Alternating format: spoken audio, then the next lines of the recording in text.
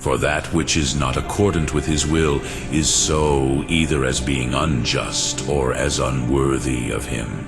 And again the injustice regards either him who is to rise again, or some other than he.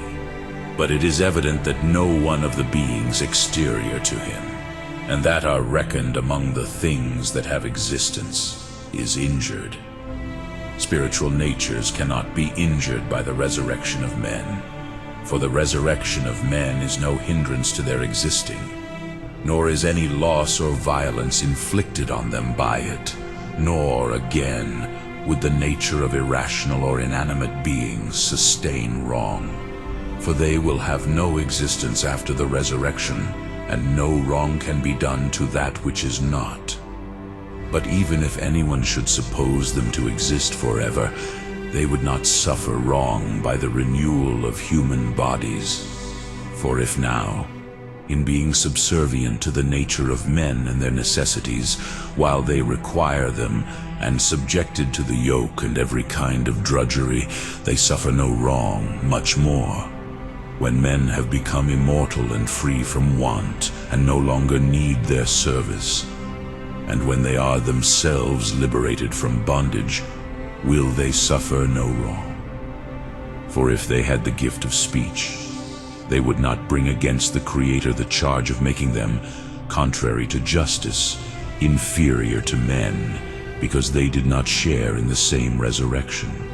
For to creatures whose nature is not alike, the just being does not assign a like end. And besides, with creatures that have no notion of justice, there can be no complaint of injustice. Nor can it be said either that there is any injustice done as regards the man to be raised. For he consists of soul and body, and he suffers no wrong as to either soul or body.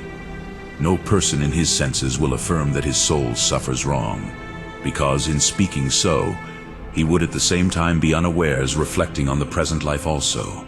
For if now, while dwelling in a body subject to corruption and suffering, it has had no wrong done to it, much less will it suffer wrong when living in conjunction with a body which is free from corruption and suffering. The body again suffers no wrong, for if no wrong is done to it now, while united a corruptible thing with an incorruptible, manifestly will it not be wronged when united an incorruptible with an incorruptible. No, nor can anyone say that it is a work unworthy of God to raise up and bring together again a body which has been dissolved.